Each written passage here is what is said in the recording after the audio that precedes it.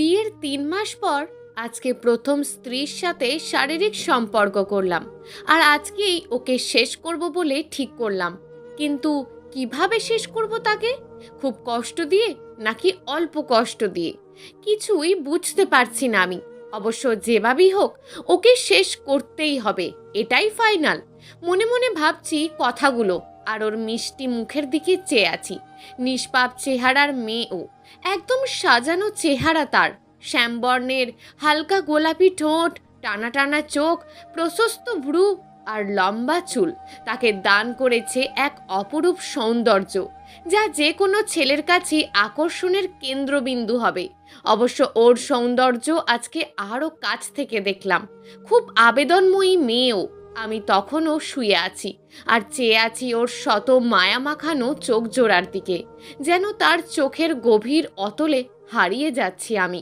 সে চোখ এক বাধাহীন গন্তব্যহীন জলের ধারা।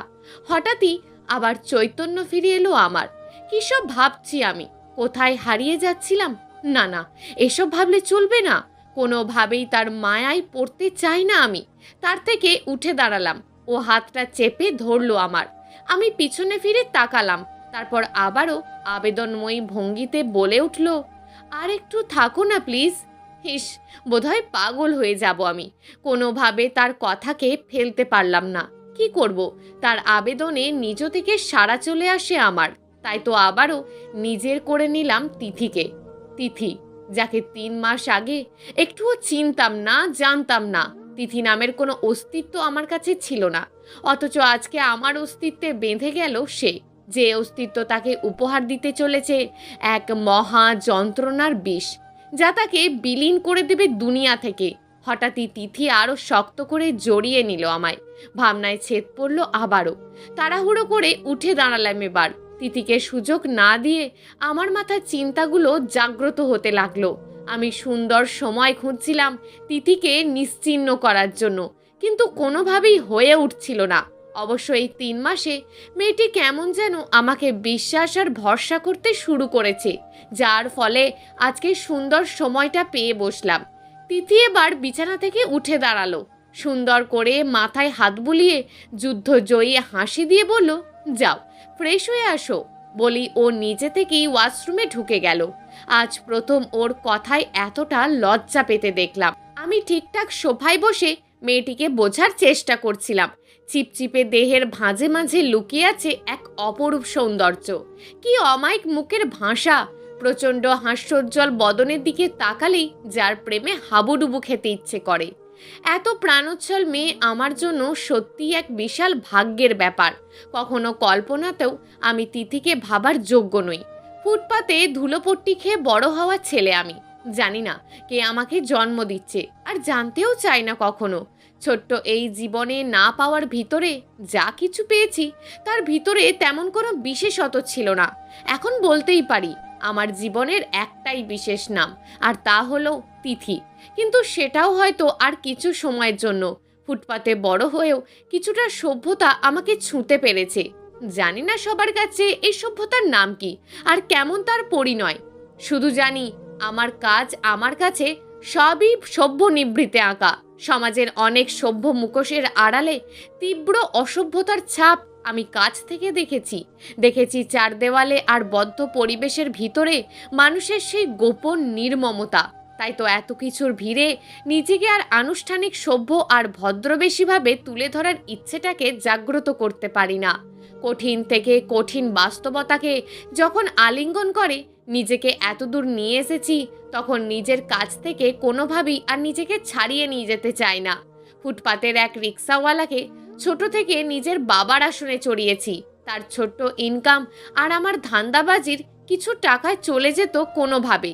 তবুও জানি না, স্কুল কলেজের ছেলে মেয়েদের মতন আমার মনে বাসনাগুলো পড়াশোনার দিকেই মোড় নিতে থাকে। তাই তো শত কষ্ট করে হলেও নিজের গায়ে শিক্ষিতের তকমাটা লাগাতে পেরেছি। আর তারই মাঝে অন্ধকার জগতে নিজের নাম কিছুটা হলেও প্রতিষ্ঠিত করতে পেরেছি, যে নাম অনেকের কাছে ত্রাস, আবার অনেকের কাছে ছোট্ট চশমার ফ্রেমে বাঁধানো ভদ্র এক ছেলে। আজ বাবাকে নিয়ে সেই ছোট্ট কুটিরটাকে বড় করতে পেরেছি সেই বাবার দেওয়া নামের একটু স্বীকৃতি। কেন জানি না এত কিছুর ভিড়েও বাস্তবতার বাবার সেই কড়া মেজাজের শাসন। দেখ রাজ, এদিকে আয় বলছি, নয়তো ধরতে পারলে কান ছিঁড়া দিমু। আজও আমাকে টনক নড়িয়ে দেয়। তিথি গোসল সেরে বেরিয়ে আসলো।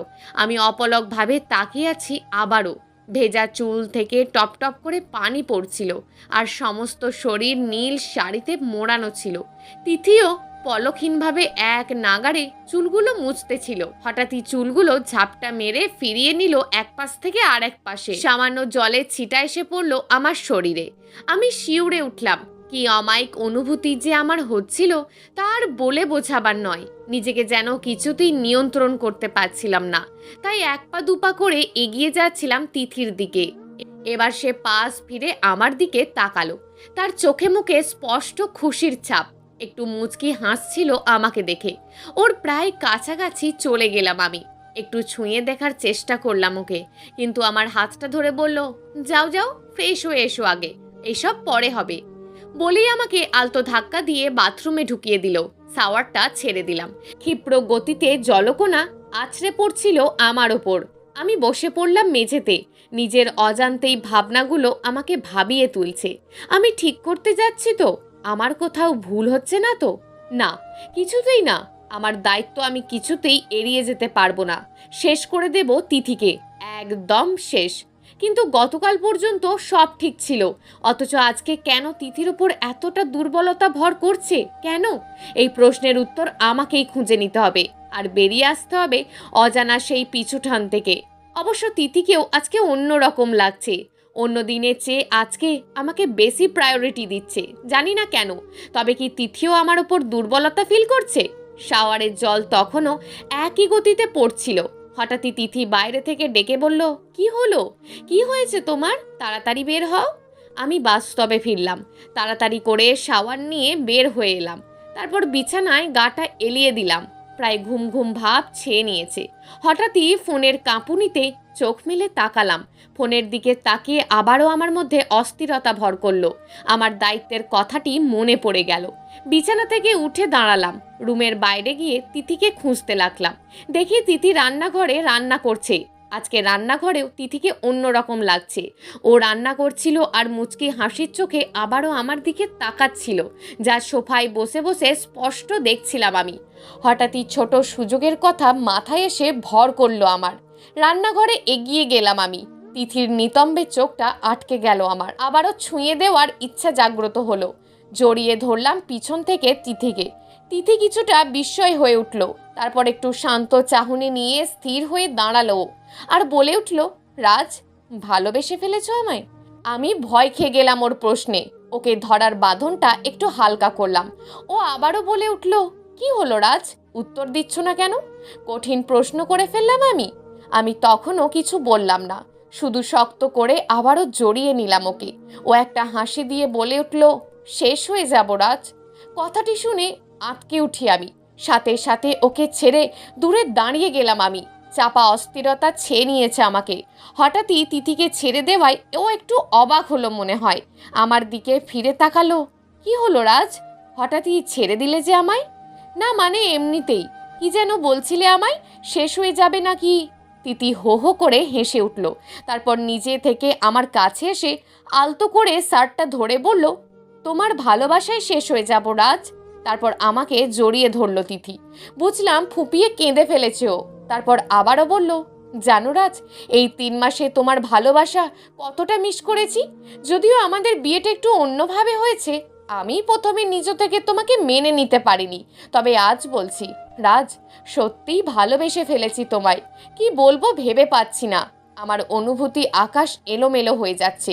শুধু নীরব দর্শকের মতন শুনছিলাম তার কথাগুলো। কেন জানি না নিজেকে আর শান্ত রাখতে পারলাম না। তাই কোনো মতে ওকে ছাড়িয়ে বাহিরে বেরিয়ে আসলাম। আকাশে মেঘের ঘন ঘটা দেখা যাচ্ছে। আমি একটা সিগারেট বের করে জ্বালালাম। পরিবেশটা একটু শান্ত হয়ে আসছে। মনে হচ্ছে এখনই বৃষ্টি নামবে। আমার প্রিয় সান বাঁধানো পুকুরের পাড়ে বসে আছি আর সিগারেটের ছোট্ট করে টান দিচ্ছি। সিগারেটের ধোঁয়া ছাড়িয়ে পড়ছে বাতাসে। হঠাৎই বৃষ্টি পড়তে শুরু করলো। আমিও আর নিজেকে জল থেকে বাঁচাবার চেষ্টা করলাম না। বৃষ্টির জলে সিগারেটটা নষ্ট হয়ে গেল। নিজেকে আজ বড্ড অসহায় লাগছে। জানি না কেন, কোন মায়ায় আর নিজের ভিতর তিথিকে শেষ করে দেবার স্পৃহা জাগাতে পারছি না। মেয়েটির সামনে গিয়ে নিজেকে আর কঠোর করতে পারছি না, অথচ দুদিন আগেও ওকে শেষ করাই আমার প্রত্যয় ছিল। বৃষ্টির বেগ তখনও তেমনই ছিল। নিজের ভিতরে আগুনগুলো যেন সিগারেটের আগুনের মতন নিভে যাচ্ছিল বৃষ্টির জলে। নিজের অজান্তেই নিজের পরিচয়গুলো আবারও ভেসে উঠছে। নিজের মধ্যে ছোটবেলা থেকেই বেড়ে উঠি ওই বস্তির সেই ছোট্ট ঘরটিতে। যদিও ছোটবেলা থেকে বুঝতে শেখা পর্যন্ত কে আমাকে বড় করেছে তা আজও অজানা আমার কাছে। সেদিন ক্ষুধার তাড়নায় কুকুরের খাবার কেড়ে নিয়ে খাচ্ছিলাম আমি, আর জোরে জোরে কান্না করছিলাম। সেই মুহূর্ত কতটা কষ্টের ছিল তা হয়তো আমার চেয়ে আর কেউ ভালো জানে না। জীবনের বাস্তবতা কোথায় দাঁড়ালে একজন অবুঝ শিশু কুকুরের খাবার কেড়ে নিয়ে খায় তা হয়তো ভাবার ক্ষমতা সবার হয়ে উঠবে না। কিন্তু আমি সেই বাস্তবতাকে পার করে নিজেকে দাঁড় করিয়েছি। তেমনই এক কঠিন মুহূর্তে আমাকে কোলে তুলে নিয়েছিলেন সেই বাস্তবতার বাবা, সেই ভ্যান চালক মোহাম্মদ কায়সার আহমেদ। সবাই তাকে একজন ভ্যান চালক হিসাবে জানলেও আমি জানি তিনি হলেন মাফিয়া জগতের ডন মিস্টার কায়সান জন। আর আমি হলাম সেই বাবার একমাত্র ডান হাত, অন্ধকার জগতের ত্রাস মিস্টার রাজ। তিনি আমাকে চরম বাস্তবতায় কোলে তুলে নিয়েছিলেন ঠিকই, কিন্তু সময়ের ব্যবধানে আমাকে গড়ে তুলেছিল অন্ধকার জগতের মাফিয়া। নিজের হাতে কত অন্যায়কারী, কতকে যে শেষ করেছি তার ইয়ত্তা নেই। তবে এতটুকু সত্য বলতে পারি, আমার জানা মতে কোনো ভালো মানুষকে দুনিয়া ছাড়া করিনি কখনো। আর আমার বাবা মাফিয়া ডন কায়সার জন শুধুমাত্র খারাপ কাজের অর্ডারগুলো আমাকে দেন, আর বাদবাকি কাজগুলো নিজের হাতে আমিই করে থাকি। বাস্তবতার কড়াকাতে পৃথিবীর অনেক সত্য খুব ভালোভাবে উপলব্ধি করতে পেরেছি। জেনেছি এই নিষ্ঠুর পৃথিবীতে কিছু করার চেয়ে কিছু না করে টাকা কামানো সহজ। শুধু থাকতে হবে ক্ষমতা আর অস্ত্রের জোর, আর একটুখানি মাথা খাটানোর ক্ষমতা। জীবনে যতবার খারাপ কাজ করেছি তার একবারও আমার এতটুকু হাত কাঁপেনি। এমনকি প্রথম যেদিন এই সমস্ত কাজ করি সেদিনও আমার এতটুকু বিব্রত বোধ হয়নি। কিন্তু এ কোন চরম মুহূর্ত আমাকে আটকে ধরলো। আমি তিথিকে কোনোভাবেই হয়তো আর শেষ করতে পারবো না। বৃষ্টির বেগ কিছুটা কম মনে হচ্ছে। এতক্ষণে ভিজে একাকার হয়ে গেছি। শরীরে হালকা কাঁপুনি অনুভব করছিলাম আমি। দাঁড়িয়ে পানিগুলো ঝেড়ে নিলাম, ভিতরে যাওয়ার জন্য পা বাড়ালাম, কিন্তু চোখের পলক আবারও থেমে গেল আমার। শাড়ি পরে খালি নপুর পায়ে চুলগুলো ছেড়ে বৃষ্টিতে ছাতা হাতে এগিয়ে আসছিল তিথি। আমি আবারও মুগ্ধ নয়নে তাকিয়ে আছি তিথির দিকে। একেবারে কাছে এসে দাঁড়ালো তিথি। আমিও চুপচাপ দাঁড়িয়েছিলাম। হঠাৎই তিথি বলে উঠল, খুব সুন্দর লাগছে পরিবেশটা, তাই না রাজ? আমি তেমন কোনো উত্তর দিলাম না, শুধু মাথা নাড়িয়ে ওর কথায় সায় দিলাম। এবার আমার বাহুটা ধরে মাথায় হেলান দিয়ে দাঁড়ালো তিথি। আমি আবারও শিউরে উঠি। এভাবে বেশ কিছু সময় দুজন নিশ্চুপ ছিলাম। তারপর আবারও বৃষ্টি পড়া আরম্ভ করলো। তিথি আমার ভেজা অবস্থা দেখে তাড়াতাড়ি ভিতরে যেতে বলল, যদিও তার চোখ বলে দিচ্ছিল এই খোলা আকাশের নিচে চলো না দুজনে ভিজি একসাথে রাজ। হয়তো আমার কথা ভেবে আর বলতে পারল না তিথি। এমনি আমার জ্বরের ভয় আসার পর থেকেই বলে আসছিল। আমিও আর আগ বাড়িয়ে তেমন কিছু বললাম না। সকালের বৃষ্টি স্নান সেরে ঘরে এসে কাপড় চেঞ্জ করে নিলাম আমি। আয়নার নিজের মুখটা ভেসে উঠতেই আবারও ভাবনায় পড়ে যায়। এরই মধ্যে ফোনটা আবারও বেজে ওঠে আমার। ভিতরটা একটু মুচড়ে উঠলো আবারও। ফোনটা ধরতেই ওপাশ থেকে বলে উঠলো, কাজটা করেছিস রাজ? তিথিকে শেষ করেছিস তো? আমি কোনো উত্তর দিচ্ছিলাম না, তাই ধমকের সুরে এবার বলে উঠল, কি রে, কথা বলছিস না কেন? তাহলে কি? না বাবা, আমি পেরে উঠছি না বাবা, আমি হয়তো তিথিকে শেষ করতে পারবো না। বলেই চোখ থেকে কয়েক ফোঁটা জল গড়িয়ে পড়ল। বাবা হুঙ্কার ছেড়ে বলল, কি বলছিস তুই? তুই বুঝতে পারছিস কি বলছিস তুই? হ্যাঁ বাবা, ঠিকই বলছি আমি। আমি বোধহয় তিথিকে ভালোবেসে ফেলেছি বাবা। ওপাশ থেকে জোরে শব্দ হলো। হয়তো ফোনটা আর সুরক্ষিত নেই। চোখের জল মুছে পিছন ফিরে তাকালাম আমি। পিছনে ফিরতেই আটকে যাই আমি। তিথি দাঁড়িয়ে আছে আমার পিছনে। কিছুই বুঝতে পারছি না কি করব এখন। ও কি সবকিছু জানতে পেরে গেল? সব শুনে নেয়নি তো? হঠাৎই ঘাম ছুটে যায় আমার শরীরে। ভাবনাগুলো দীর্ঘ হতে থাকে আমার। হঠাৎই ভাবনাগুলোকে পিছনে ফেলে আচমকা তিথি এসে জড়িয়ে নেয় আমাকে। আমি হতবাক হয়ে গেলাম। তারপর তিথি জোরে কান্না আরম্ভ করে দেয় আর আমাকে আরো শক্ত করে জড়িয়ে ধরে। এবার আর চুপ থাকতে পারলাম না, আমিও জড়িয়ে নিলাম তিথিকে পরম আদরে। তারপর তিথি আমাকে অবাক করে দিয়ে অজানা সেই অনুভূতিগুলো বলতে শুরু করলো। আমি জানি রাজ, তুমি আমাকে শেষ করার জন্যই বিয়েটা করেছো। যদিও আমি বিষয়টা বিয়ের পরপরই জানতে পারি, কিন্তু বিশ্বাস করো, তোমার আচরণে কখনোই তা আমাকে বুঝতে দেয়নি। আমি বিস্ময়ের মাথাটা আমার দিকে তুলে নিলাম। তারপরও আবারও বলা শুরু করলো, সত্যি বলতে কি রাজ, কথাটা যেদিন থেকে জানতে পেরেছিলাম সেদিন থেকে জেদের বশে আমিও সুযোগের অপেক্ষায় ছিলাম তোমাকে শেষ করার জন্য। কিন্তু ভাগ্য হয়তোবা তোমাকে আমাকে এক সুতোয় বেঁধে দিয়েছে রাজ। জানো রাজ, ছোটবেলা থেকেই নিজের চাচা চাচিকে বাবা মার আসনে চড়িয়েছিলাম, কিন্তু তারা যে শুধুমাত্র আমার বাবার সম্পত্তির লোভে আমাকে ভালোবাসার অভিনয় করেছে তা জানতাম না। বলেই আবারও ফুঁপিয়ে কেঁদে উঠল তিথি। আমি ওর চোখের পানির মানে তখনও বুঝে উঠছিলাম না। তারপর শুধু তাই নয় রাজ, তারা যে তোমার বাবাকে আমাকে শেষ করার জন্য অনেক টাকা দিয়েছে সেটাও আমি জানতে পারি আমাদের বিয়ের পর। আমাকে মিথ্যে বলে তোমার সাথে বিয়ে দেয় রাজ, যা আমি কোনোভাবেই মেনে নিতে পারছিলাম না। জানো রাজ, তোমাকে সেদিন রাতে শেষ করার জন্যই রুমে এসেছিলাম, কিন্তু তোমার ছোট্ট ভুলেই বেঁচে গিয়েছিলে তুমি। তোমার ফোনটা ভুলে ফেলে গিয়েছিলে তুমি। আর সেদিনই এক বৃদ্ধ মহিলা ফোন করে বলে, বাবা, আমাদের এতিমখানার খাবারগুলো শেষ হয়ে গিয়েছে বাবা, যদি তুমি কালকে একবার আসতে। জানো রাজ, সেদিন ব্যাপকভাবে বিস্মিত হয়েছিলাম আমি। আর সেদিনই খোঁজ নিয়ে আরও অনেক অজানা সত্য জানতে পারি আমি, যা তোমার মহত্বের পরিচয় বহন করে রাজ। আমি কোনোভাবেই তিথিকে বুঝতে পারছিলাম না, শুধু এক মনে কথাগুলো শুনে যাচ্ছিলাম। তিথি বিরতিহীনভাবে আবারও বলা শুরু করলো, আমি সেদিনই বুঝেছিলাম রাজ, যে একটা মানুষ নিজের টাকায় এতিমখানা চালাতে পারে, যে মানুষ বৃদ্ধ বৃদ্ধাদের শেষ আশ্রয়স্থল হতে পারে, সে কখনোই বিকৃতমনা মনুষ্যত্বহীন মানুষ হতে পারে না। সেদিন থেকেই তোমাকে জানতে আর বুঝতে চেষ্টা করি রাজ। জানো রাজ, আমি বিশ্বাস করতাম তুমি কোনোভাবেই আমাকে শেষ করতে পারবে না। দেখো রাজ, আমার বিশ্বাসই কেমন সত্য হলো। বলেই আবারও জড়িয়ে নিল আমাকে। এবার নিজের অজান্তেই অশ্রুকণা চোখে এসে ভর করলো। এই প্রথম নিজেকে জঘন্য অপরাধী মনে হচ্ছে। নিজের প্রতি নিজেরই ঘৃণা বেড়ে যাচ্ছে। অনুভূতিগুলো বিকলঙ্গ হয়ে আসছে। এই প্রথম কোনো নারীর ছোঁয়া আমাকে ভালো হওয়ার উৎসাহ দিচ্ছে, নিজেকে আরও ক্ষমতাবান দাবানল থেকে চিরতরে বেরিয়ে আসতে বাধ্য করছে। আজ 6 বছর পর তিথিকে নিয়ে দাঁড়িয়ে আছি জীবনের এক পরম মুহূর্তে। আজ মনে হচ্ছে হয়তো অস্ত্র আর ক্ষমতার বলে ধরে রাখা যায় রাজত্ব, তবে সেটা ক্ষণস্থায়ী হয়েই জীবনে ধরা দেয়। আসলে প্রকৃত অর্জনগুলো ভালোবাসার মাঝেই লুকিয়ে থাকে। তাই হয়তো 6 বছর আগে নিজের শহর ছেড়ে পাড়ি জমিয়েছি শত মাইল দূরের অন্য সেই শহরে, যে শহরে প্রতিটি সকাল স্নিগ্ধ ভালোবাসায় পূর্ণ থাকে, প্রতিটি স্পর্শে অপেক্ষার শানিত ধারাগুলো পূর্ণ আবেশে ছেয়ে নেয় সকল অপূর্ণ গ্লানিকে। শত অপেক্ষার পরও বেঁচে থাকে চিরন্তন ভালোবাসাগুলো। প্রিয় দর্শক, এই গল্পটা আপনাদের কেমন লাগলো তা অবশ্যই একটি কমেন্ট করবেন।